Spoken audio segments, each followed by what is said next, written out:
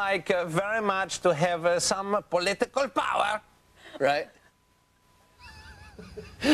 Now it's time for an unusual My Word about Kazakhstani journalist Borat. He was here in the studio on Fox and Friends this morning. Thankfully, he's not running in Tuesday's election, but he might get into politics someday. First, let's see how his movie does. It opens in theaters today, and it is all the buzz. Fox Entertainment correspondent Bill McCuddy spent time with Borat today, and he is with me now. Excited to be here. I am.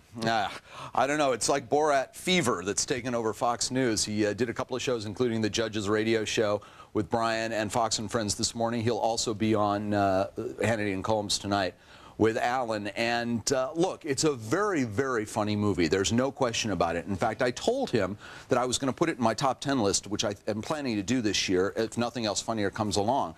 And I told it to him in a way. I said, Mr. Borat, like your movie very much. And I was talking this slow, stilted thing, and he's looking at me like, you don't have to do that. I understand you. So finally, at the end, when I'm done with my spiel, he goes, thanks, man, you're cool. Thank you. He does it in this English accent, sort of like James Bond. So he broke a little, and I think that's the thing now, because he's made such a name for himself, almost like Andy Kaufman, as going on show and from place to place to place.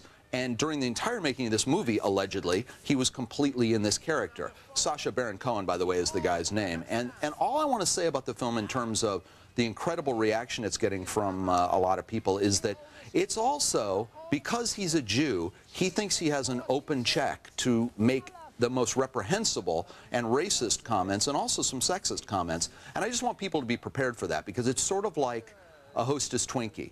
When you're done, you feel a little guilty. You're like, that was good, but I found myself, honestly, John, laughing at a couple of things that in a comedy club, you might, instead of laugh, you might go, ooh. But in a theater, you sort of get caught up in it. What are the reviewers saying? 95% pro, saying he's brilliant, he's the new Peter Sellers.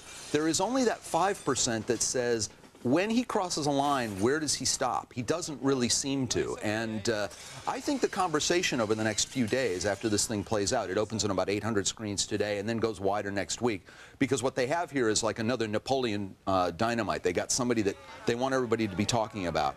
I think one of the conversations that will come out is that it's a little hard getting through some of the comedy, and that he doesn't get to say everything he gets to say without a little bit. Did you get him out of character?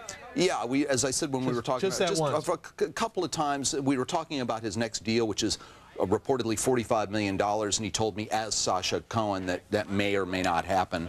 And then I asked him about contracts that people had to sign to make the movie, and he looked at me and suddenly went back into Cohen, into Borat.